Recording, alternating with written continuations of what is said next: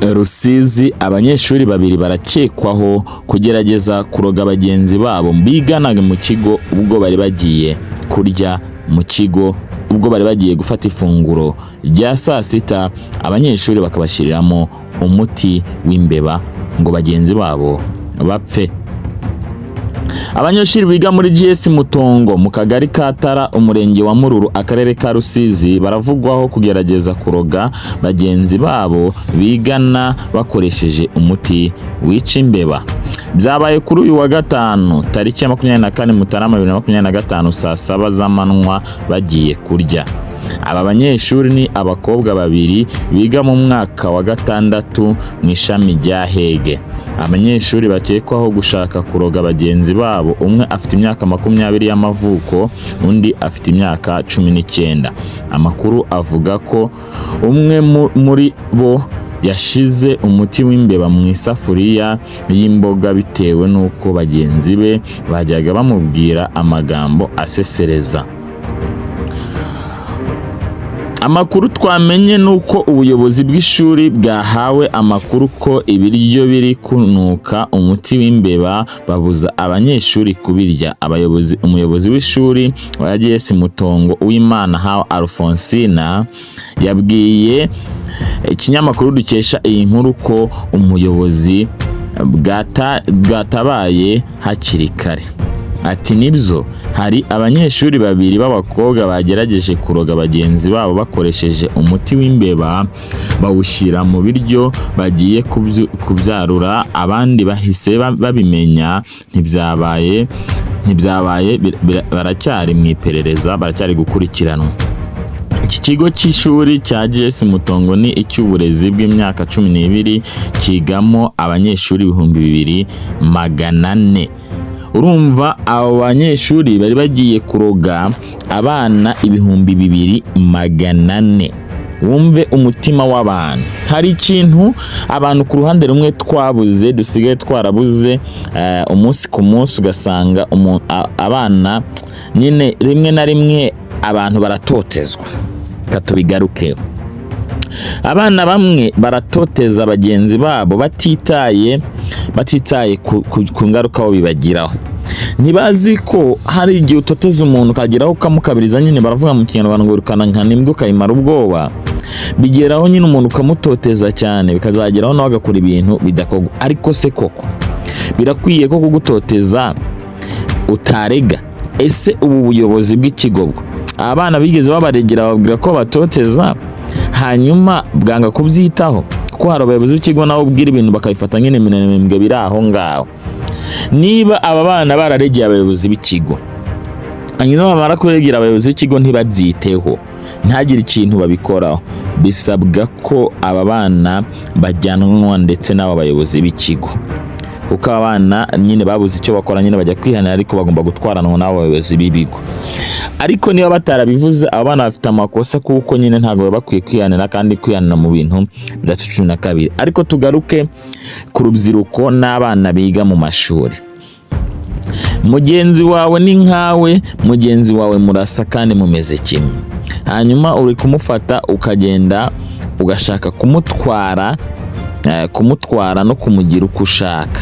Mbere na mbere ngereka mbanze nkwibwire, nitwa Mr Bean. Iyi ni Bean Empire. Iyo utarengejeho promota ntabwo riba ryuzuye. Ndagushimiye rero kuba udukurikira umunsi ku munsi, ariko nguhe iyi mpanuro: nutoteza mugenzi wawe ukamutera agahinda, uzamenye kuri gukora nabi, ejo mu gitondo ashobora kugaruka agakora ikintu kibi kirenze cya kindi wamukoreye.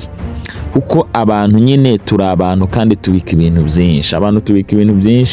Rero byaba byiza iyo uretse gutoteza mugenzi wawe, kuko nawe aba rimwe na rimwe ataragutoteje cyangwa se ntacyo yagukoreye. Ikindi ukareka kwihanira, ukareka kugerageza kwihanira, ntago ari byiza. iyo uretse kugerageza kwihanira ntago ari byiza kabisa. Kwihanira ntago ari byiza, ntago ari umuco. Kwihanira ntago ari ibintu by'ingenzi. Kwihanira ntago ari ibintu bifasha sosiyete muri rusange. Kwihanira ntago ari byiza, ahubwo urabireka nyine ugatanga ikirego mu bashinzwe guhana bagahana mu mucyo, ntago kwihorera. Urumva abo bana benshi bari kugwara, abandi bagapfa, ugaza gusanga ni urubyiruko rwinshi rutahatakarije ubuzima. Hejuru y'abana ushobora gusanga ari nk'umwe, babiri, batatu batoteje babandi. Ikindi no kurebwa niba abana nta hungabana rindi nyene bakuye nkuko gutotezwa cyangwa se mu byababayeho.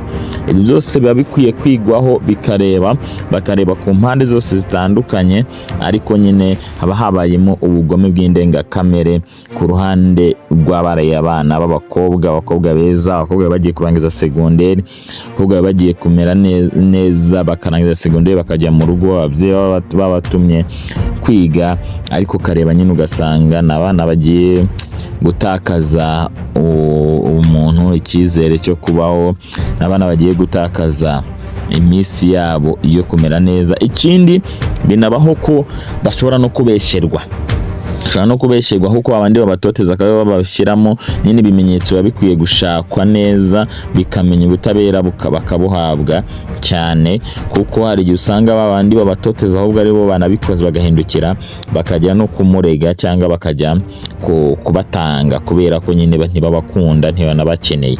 Byose ni ibintu biba bikwiye kwiga. Wowe niba unkurikiye, kanda subscribe hano kuri Bean Empire, hanyuma usharinge bino biganiro, uzureba ikiganiro kirangire rwose, urebe ikiganiro kirangire, nk'ubutumwa wandika commentaire yawe umbwira ukuntu bimeze, hanyuma dukomeze tubane.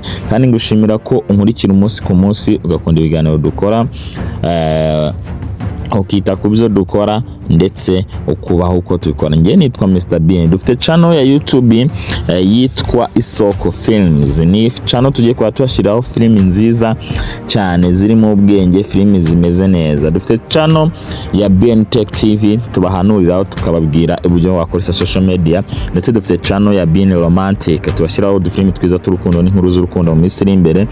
Tubafitiye channel ya Bush Kid Comedy tubashiraho comedy nziza cyane zimeze neza. Rero nkomeje kugushimira, nanaguha ikaze, nanakubwira ngo komeza ubane natwe mu muryango wa Bean Entertainment. Dufite channel yindi yitwa Bean Entertainment ducishaho umuziki no gupromotinga impano zitandukanye zifuza gukora imiziki. Ngewe rero nitwa Mr Bean, buriya utarengejeho promote izina ryanjye uri sondetse, nta nubwo riba ryuzuye. Hanyuma ababyeyi babano bana bagume bakurikirane, bamenye niba bakoze amakosa nyine barahanwa, niba nta makosa bakoze abarenganiro babaho ubutabera.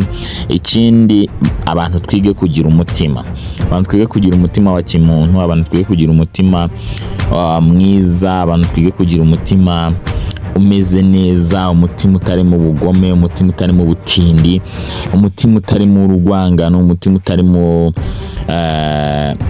nyine ibintu ubona ukabona ko atari umutima wa kimuntu. Ni ibintu ubona ukabona ko atari umutima wa kimuntu, ariko tuba dukwiye kuba twashaka uburyo tugira umutima mwiza kugira ngo dukomeze tube mu isi tuzamaramo igihe gitoya, kuko kano kanjye nawe duhari, kano kanya wowe unyumva nyuma y'imyaka 100 ntituzaba duhari. Ntago byanze bikunze wowe uri kunyumva nyuma y'imyaka 100 ntituzaba duhari, tuzaba twaragiye. Rero ndagushimiye rero, kandi ngushimiye kudukunda kandi ukabudukurikira. Ngewe nitwa Mr Bean. Nkeneye unyandikira kuri 0787 ukeneye hari icyo ukeneye kugura, ukambwira nkakikugurira rwose nta kibazo. Ndagushimiye rero, nitwa Mr Bean.